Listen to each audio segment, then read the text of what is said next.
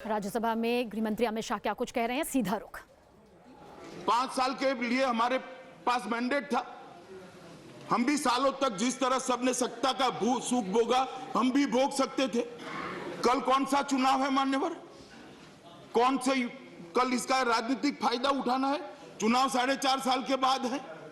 मगर देश की समस्याओं को कितने साल तक टालते रहेंगे, लटकाते रहेंगे और समस्याओं को क्यूमुलेटिव इफेक्ट में बड़ी करते रहेंगे। जो सत्ता पर रहे सबको मैं कहना चाहता हूं, आज रात को रूम में अंधेरा रखकर अपने आत्मा के साथ संवाद करिए। अगर ये बिल 50 साल पहले ला दिया होता तो आज परिस्थिति इतनी न बिगड़ी होती। और मान्यवर, मैं इसलिए कहना चाहता हूं, हंसना बहुत सरल है, हंसने की छुट्टी भी है।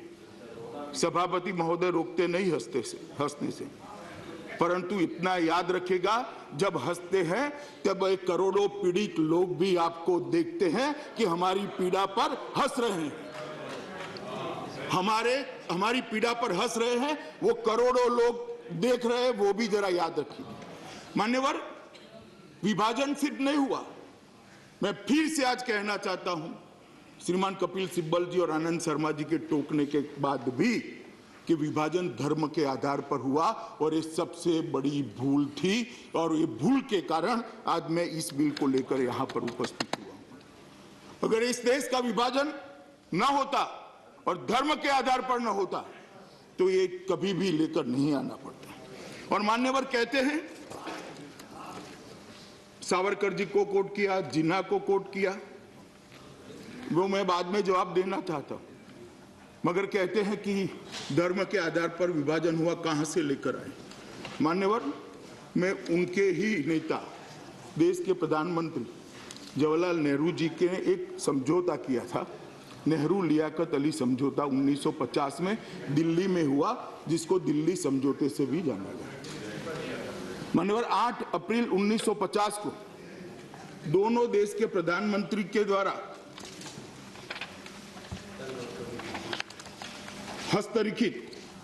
हस्ताक्षर किया हुआ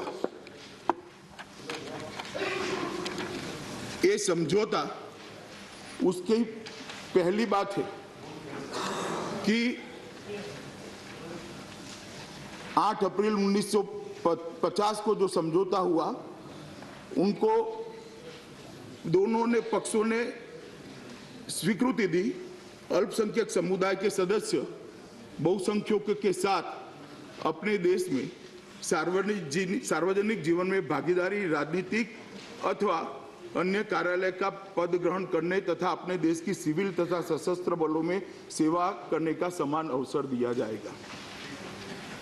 अपने धर्मों का मुक्त रूप से अनुसरण कर पाएंगे। व्यवसाय, अभिव्यक्ति और पूजा करने की आजादी भी सुनिश्चित कर दी जाएगी। ये दोनों देशों ने एक दूसरे देश को वादा किया था। और किसको वादा किया था? अपने अपने देश में रहे हुए अल्पसंख्यकों को। और वो वादे का क्या हुआ मान्यवर?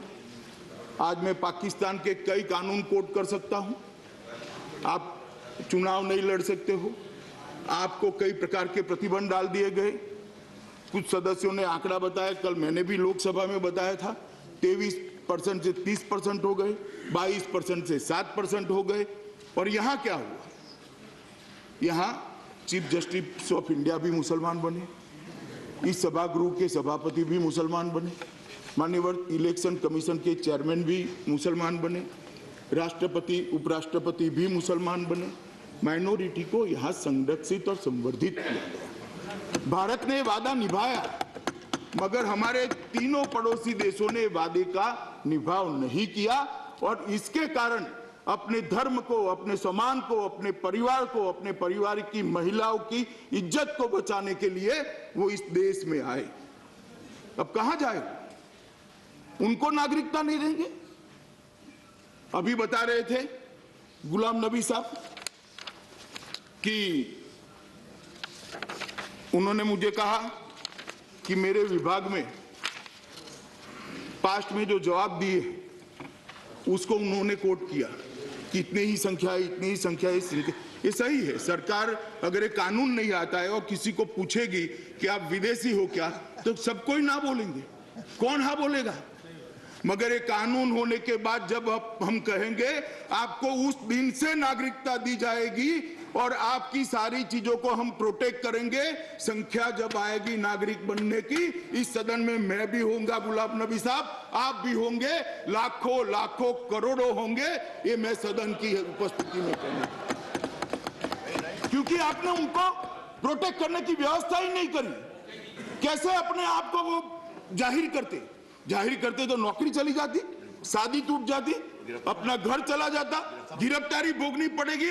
आज नरेंद्र मोदी जी जो बिल लेकर आए हैं, इसमें निर्भीक होकर वो कहेंगे हाँ हम शरणार्थी है, हमें नागरिकता दीजिए, और उनको रिट्रोस्पेक्टिव इफेक्ट से नागरिकता देने का प्रोविजन हम लेकर आए। इसलिए अब घोषणा करेंगे। जिन्होंने ही जख्म लगाए वो जख्म क्यों लगे वो पूछते हैं। आपके कारण ही, आपकी सरकारों के कारण ही वो घोषित नहीं कर पाए कि मैं शरणार्थी हूं, विदेश से आया हूं, और आज आप ही सवाल पूछ रहे हो। मुझे तो बड़ा आश्चर्य होता है, और उन लोगों को भी आश्चर्य होता है कि जिनके कारण आज ये नर्क की यातना हम झेल रहे हैं, वो हमें पूछ रहे हैं भला तुम भारत के नागरिक नहीं हो क्या। इतने भोले बन गए, इतने अनजान बन गए, आंख कान सब बंद कर दिए, उनका अंतर्नाद, इनकी चीखें सुनाई नहीं पड़ती आपको। लाखों करोड़ों लोग आज तक चित्कार कर कह रहे हैं हमारे साथ अन्याय हुआ, मगर नहीं किया।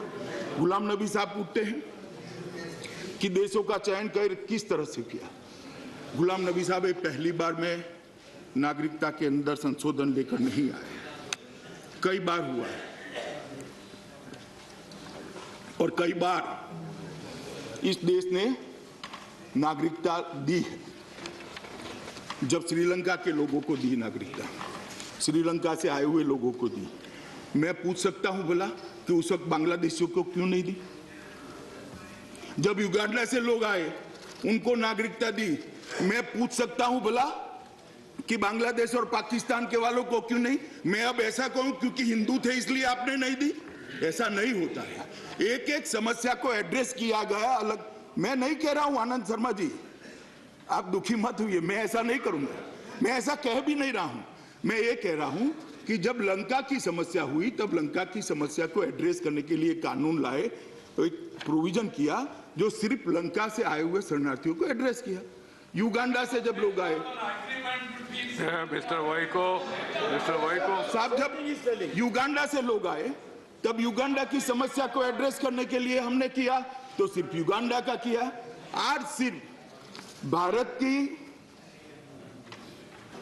भूमि सीमा से जुड़े हुए ये 3 देशों की धार्मिक लघुमती जो शरणार्थी बनकर आई है उसी को एड्रेस करने के लिए बिल लाए हैं, इसीलिए 3 देशों का जिक्र है।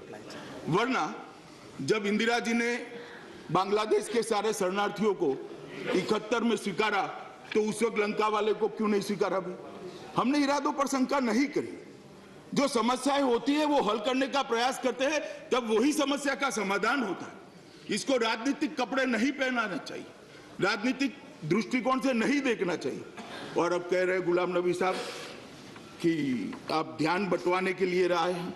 गुलाम नबी साहब, हमें ध्यान बंटवाने की कोई जरूरत नहीं है। आप तो बड़े पुराने अनुभवी सांसद हो। ये बिल 1915 में हम लेकर आए थे, स्टैंडिंग कमेटी में गया, ज्वाइंट 2015 में लेकर आए, बाद में ज्वाइंट कमेटी में गया, पार्लियामेंट ने पारित किया, राज्यसभा में नहीं करने दिया तो अटक गया था। उस वक्त क्या ध्यान बटाने की जरूरत थी 2015 में? कोई ध्यान बटाने की जरूरत नहीं है। हम चुनावी राजनीति अपने दम पर लड़ते हैं, हमारे नेता की लोकप्रियता पर लड़ते हैं और जीतते हैं। मगर देश की समस्याओं का समाधान करना ये हमारा काम है और हम मानते हैं सरकारों का ये दायित्व है और वो हम करते हैं। और जब देश की समस्याओं का समाधान करते हैं तब उसको कहते हैं कि आप ध्यान हटाना चाहते हो। मैं मानता हूं ये ठीक नहीं है। मान्यवर, मैं फिर से लियाकत नेहरू समझौते पर आता हूं। लियाकत नेहरू समझौता होने के बाद सभी देशों के संविधान बने। समझौता समझौतों की जगह रहा, फाइलों में रहा। संविधान कैसे बने? अफगानिस्तान का संविधान, आज मैं इसके अनुच्छेद 2 को पढ़ना चाहता हूं। पवित्र धर्म इस्लाम, इस्लामिक रिपब्लिक ऑफ अफगानिस्तान का धर्म है, मतलब वो राज्य देश का घोषित धर्म इस्लाम है। बांग्लादेश शेख साहब ने तो ठीक ही बनाया था, 77 और 88 में बदला गया और अनुच्छेद 2 क में लिखा गया रिपब्लिक का राज्य धर्म इस्लाम है। Pakistan, Islamic Republic of Pakistan के अनुच्छेद 2 में लिखा पाकिस्तान का राज्य धर्म इस्लाम है। अब मैं ये इसलिए बताना चाहता हूं कि ये तीनों देश हमारे देश की भौगोलिक सीमा से सटे हुए हैं। भारत पाकिस्तान की सीमा 3223 किलोमीटर है, भारत बांग्लादेश की सीमा 4096 किलोमीटर है और भारत अफगानिस्तान की सीमा 130 किलोमीटर है। और ये तीनों देश जो हमारी भौगोलिक सीमा से सटे हुए हैं, वो एक प्रकार से अलग अलग कानूनी व्याख्या हो सकती है, मगर एक प्रकार से इस्लामिक स्टेट है। अब मान्यवर, बहुत बड़ा सवाल यहां से एक खड़ा किया कि इसमें मुस्लिम क्यों नहीं है। मेरे लिए तो बड़ी आश्चर्य की बात है कि 6 धर्म के लोगों को ला रहे, इसका कोई एप्रिसिएशन नहीं है। सिर्फ मुस्लिम क्यों नहीं है ये बात पूछी। खैर, क्यों नहीं है ये भी मैं बताता हूं। मान्यवर, क्यों नहीं है ये भी बताता हूं कि ये बिल हम ये 3 देशों के अंदर जो धार्मिक प्रताड़ना जिन लघुमतियों पर हुई है उनको शरण देकर उनके सारे पास्ट के जो कागज नहीं है सब चीजों को छोड़कर नागरिकता देने के लिए लेकर आए हैं। अब जब मैं माइनॉरिटी शब्द का प्रयोग करता हूं, कोई मुझे बता दे विपक्ष में से कि बांग्लादेश, पाकिस्तान और अफगानिस्तान में इस्लाम मत के अनुयायी माइनॉरिटी कहे जाएंगे क्या? नहीं कहे जाएंगे। और धार्मिक प्रताड़ना का जहां तक सवाल है,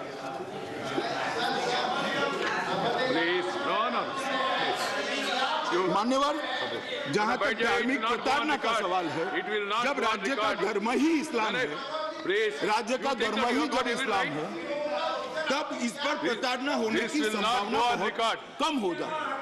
अब बैठ जाए ना मान्यवर, बाद में बताइए बात जाके, बाद में बताइए जाके प्लीज। मान्यवर, जब राज्य का धर्म ही इस्लाम है, तब इस्लाम के अनुयायियों पर प्रताड़ना होने की संभावना बहुत कम हो जाती है। और अगर फिर भी किसी को एप्लीकेशन करनी है तो करने का कानून में प्रावधान है और उनको नागरिकता दे भी रहे हैं। हमारे 5 साल के अंदर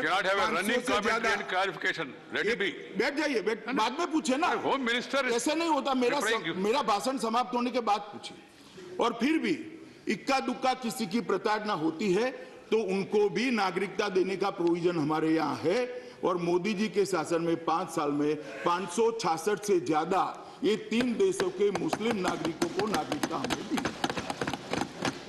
परंतु जब एक जनरल दृष्टि से देखते हैं और सामान्य दृष्टि से जो हो रहा है इसको हम स्वीकारते हैं तो ये माना जाएगा मान्यवर कि जहां इस्लामिक स्टेट है वहां पर इस्लाम के अनुयायियों पर धार्मिक प्रताड़ना होने की कोई संभावना नहीं है।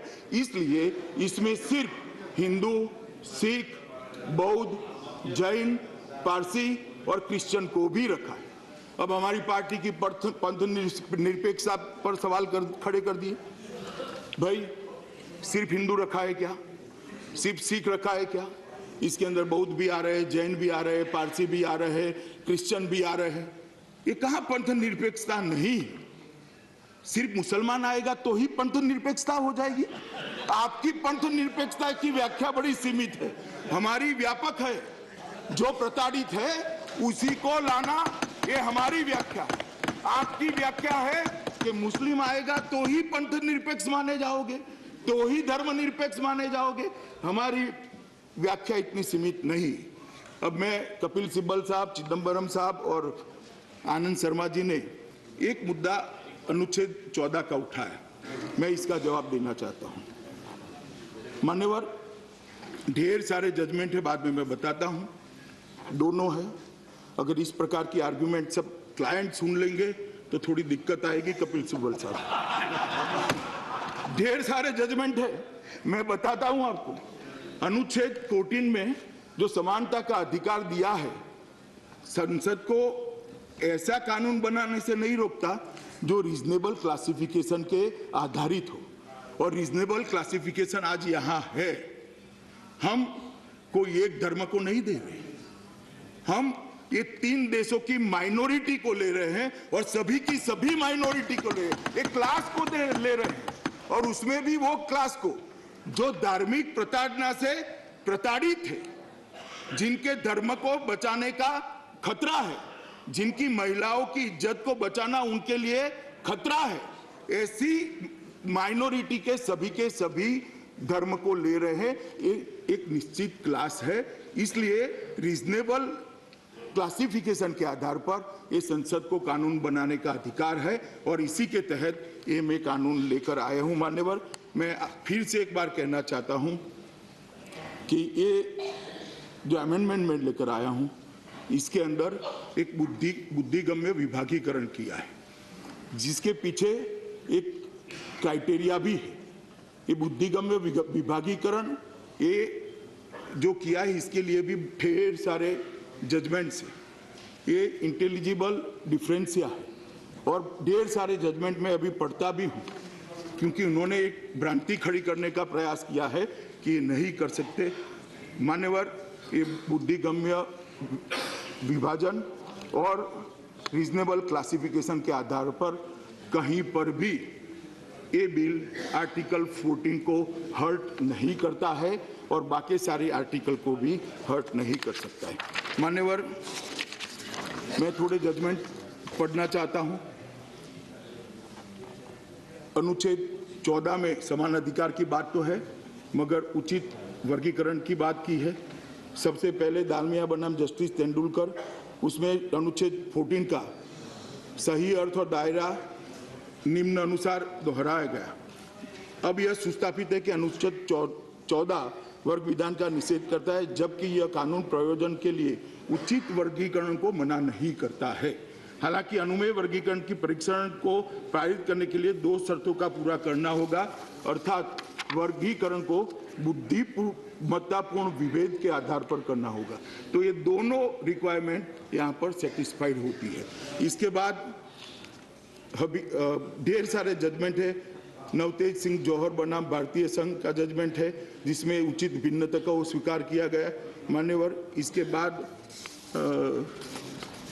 पेरेंट्स एग्रोटेक प्राइवेट लिमिटेड बनाम भारतीय संघ का जजमेंट है, इसमें भी इसको सीरीज ऑफ जजमेंट है मान्यवर, जिसमें आर्टिकल 14 को ठीक ढंग से परिभाषित किया गया है। और मैं मानता हूं कि आज भी मैं जो बिल लेकर आया हूं, किसी भी प्रकार से आर्टिकल 14 का उल्लंघन नहीं करता है। दोनों बड़े वरिष्ठ वकील हैं सुप्रीम कोर्ट के, अब दोनों संसद को डरा रहे हैं कि संसद के दायरे में कोर्ट घुस जाएगी। भला कोर्ट ओपन है साहब, कोई भी व्यक्ति अदालतों में जा सकता है, हमें इससे डरना नहीं चाहिए। हमारा काम अपनी विवेक बुद्धि से कानून बनाना है, और जो हमने किया है, और मुझे विश्वास है कि कानून अदालत में भी सही पाया जाएगा। और मैं तो कहता हूं कि आप दोनों जरा उस वक्त आर्ग्यूमेंट करने के लिए वहां जाएंगे तो कोर्ट भी आपको बताएगी कि क्या ठीक है। मान्यवर, कांग्रेस पार्टी मान्यवर अजीब प्रकार की पार्टी है, सत्ता में होती है और अलग अलग भूमिका में उनके अलग अलग सिद्धांत होते हैं। हम तो 1950 से कहते हैं कि धारा 370 नहीं होनी चाहिए, कभी हमने इसमें कंफ्यूजन कोई नहीं करा। हम शुरू से कहते हैं कि सिटीजनशिप अमेंडमेंट बिल लाना चाहिए, सत्ता में है विपक्ष में है, हम इसमें कंफ्यूज नहीं रहते हैं। मैं कांग्रेस पार्टी के बारे में बताना चाहता हूँ। एक पत्र है मेरे हाथ में, चीफ मिनिस्टर राजस्थान का, जब सम्मान्य चिदम्बरम जी गृह मंत्री थे तब लिखा गया था। आप देखिए बात, यू डोंट गेट इट। मान्य सभापति महोदय, जब chief minister Rajasthan bad habit, श्रीमान अशोक गहलोत जी थे, follow the practice. Let him. You can't do it. सभापति महोदय, जब यूपीए की He is सरकार talking थी, something and you are raising something श्रीमान else. चिदम्बरम जी गृह मंत्री थे, He is तब referring to chief a letter minister by Rajasthan ने You didn't एक even पत्र know. लिखा उनको। पत्र में क्या लिखा? Outstanding issue large number of Pakistani शरणार्थी हिंदू एंड सिख कम्युनिटी। सिर्फ 2 ही, हम तो भला 6 लेकर आए, क्रिश्चियन भी रखा है, और उनको एक रियायत देने के लिए राजस्थान की बॉर्डर पर जो आए हैं, और कांग्रेस पार्टी ने मान्यवर 2 बार रियायत दी है, और 13,000 लोग ये रियायत के आधार पर, ये 2 ही धर्म के, दिग्विजय सिंह सुन ले जरा, ये 2 ही धर्म के 13,000 लोग नागरिक बने। मगर वो नहीं दिखाई पड़ेगा, क्योंकि कांग्रेस जो करेगी वो तो सारा सेक्युलरिज्म है, सारा सेक्युलरिज्म, जो करो वो कोई आपत्ति नहीं है। कब तक मूर्ख बनाओगे माइनॉरिटी को? मान्यवर ये कह रहे थे कपिल सिब्बल साहब के, आपसे कोई नहीं डरता मुसलमान। मैं तो नहीं चाहता डरे, आपके ही लोग कहते हैं डर है, डर है, डर है। मैं कभी नहीं कहता कि डरो, डरना भी नहीं चाहिए। इस देश के गृह मंत्री पर सबका भरोसा न होना चाहिए, और मैं कहता हूं माइनॉरिटी को जरा भी चिंता मत करो। और इस बिल के लिए भी मान्यवर, इस बिल के लिए भी कहता हूं कि ये बिल भारत में रहने वाले किसी भी माइनॉरिटी को, और विशेषकर मुस्लिम भाइयों बहनों को जरा भी नुकसान करने वाला नहीं, क्योंकि ये बिल सिर्फ उनको नागरिकता देता है, किसी की नहीं छीनता है। किसी की नागरिकता छीनने का सवाल ही नहीं है इस बिल से। इसके कोई प्रोविजन में से निकालकर मुझे बता दे जरा, किसी की नागरिकता नहीं छीनने जा रहे हम जो वहां से बेचारे वो शरणार्थी आए हैं उनको दे रहे हैं। इसमें भला भारत के मुसलमानों को क्या आपत्ति होगी? क्यों भेद खड़ा कर रहे हो? भारत के मुसलमानों को भारत ने सम्मान दिया है, बाद में मैं आता हूं नरेंद्र मोदी सरकार ने भी क्या किया है, मगर हमने सम्मान दिया, उनको डरने की कोई जरूरत नहीं है। मान्यवर, इनके नागरिकता को कोई असर होने वाला नहीं है। ये तो वहां से जो प्रताड़ित लोग आए हैं, हिंदू है, सिख है, बौद्ध है, जैन है, क्रिश्चियन है, पारसी है, उनको नागरिकता देने का सवाल है, किसी को हटाने का नहीं। इसलिए मेहरबानी कर पॉलिटिक्स करिए, परंतु पॉलिटिक्स कर देश में भेद खड़ा नहीं करना चाहिए। मैं आज मन से आपको अपील करना चाहता हूं, ये बड़े संवेदनशील मामले होते हैं, और ये जो आग लगती है वो अपने ही घर को जलाती है, इसलिए इस आग से किसी ने खेलना नहीं चाहिए। मान्यवर, 25 नवंबर 1947 कांग्रेस पार्टी के एक संकल्प को मैं पढ़ना चाहता हूं, जो कांग्रेस पार्टी ने अपनी कार्यकारिणी में स्वीकार किया। कांग्रेस पार्टी पाकिस्तान के उन सभी, अब शब्द प्रयोग सुनिएगा मेरा, गैर मुस्लिमों को, मैं तो गैर मुस्लिम भी नहीं कहा, ऐसा कहा कि हिंदू, सिख। कांग्रेस पार्टी पाकिस्तान के उन सभी गैर मुस्लिमों को पूर्ण सुरक्षा देने के लिए बाध्य है जो उनके जीवन और सम्मान की रक्षा करने के लिए सीमा के उस पार से भारत में आए हैं या आने वाले हैं। अब साहब, आप कांग्रेस पार्टी के रेजोल्यूशन को भी नहीं आपने तो नहीं माना, हम मान रहे, हमारा विरोध क्यों कर रहे हैं? मैं सोर्स कहता हूं, भारत का स्वतंत्रता संघर्ष, selected document and sources by Jagdish Sharan Sharma, volume 3, पृष्ठ नंबर 835, पार्लियामेंट की लाइब्रेरी में है, निकाल कर जरा कर लेना। दूसरा, बैठिए जरा। दूसरा, महात्मा गांधी जी, जिसको इस देश का हर नागरिक मानता है, हर नागरिक मानना भी चाहिए, हम भी मानते हैं भैया, हम भी मानते हैं। उन्होंने कहा था 26 सितंबर 1947 में एक प्रार्थना सभा में माइक में खुलेआम यह घोषणा की, पाकिस्तान में रह रहे हिंदू और सिख, सिर्फ हिंदू और सिख, दिग्विजय सिंह जी, सिर्फ हिंदू और सिख, यदि वे वहां नहीं रहना चाहते, वो निसंदेह भारत आए, भारत सरकार का दायित्व है उनको स्वीकार करना। इस मामले में न सिर्फ स्वीकार करना, उनको रोजगार देना, मताधिकार देना, उनके जीवन को सुखकर बनाना, ये भारत सरकार का प्रथम कर्तव्य है। ये महात्मा गांधी ने कहा है, और इन्होंने सिर्फ हिंदू और सिख कहा है। सिर्फ आपको जो वो मुस्लिम चिपक गया है इसलिए कह रहा हूं। ये बाद में चिपका है जरा, पहले नहीं था ऐसा। पहले समस्याओं को धर्म के आधार पर नहीं, मुसलमान की भी समस्या है तो उसका समाधान निकालेंगे भाई, मगर आज समस्या हिंदू, बौद्ध, सिख, जैन, पारसी और ईसाई के लिए है तो उसका समाधान निकाल रहे हैं, इसमें आपत्ति कैसे हो सकती है? मान्यवर, मैं फिर से कई सदस्यों ने कहा है, डॉक्टर मनमोहन सिंह बड़े वरिष्ठ सदस्य, देश के पूर्व प्रधानमंत्री यहाँ बैठे, उन्होंने भी इसी सदन में कहा था, विपक्ष के नेता और असम के सदस्य डॉक्टर मनमोहन सिंह ने कहा, महोदया जब मैं इस विषय पर बात करता हूं तो मैं हमारे देश के विभाजन के बाद शरणार्थियों के प्रति वर्ताव के बारे में बताना चाहूंगा। अल्पसंख्यक मतलब वहां के जिसमें मुसलमान नहीं आता है, अल्पसंख्यकों को बांग्लादेश जैसे देशों में उत्पीड़न का सामना करना पड़ रहा है और अगर हालात इन लोगों को मजबूर करती है तो हमारा नैतिक दायित्व इन अभागे लोगों को नागरिकता प्रदान करना है। जो डॉक्टर साहब ने कहा हम कर रहे हैं, मगर कांग्रेस विरोध कर रही है।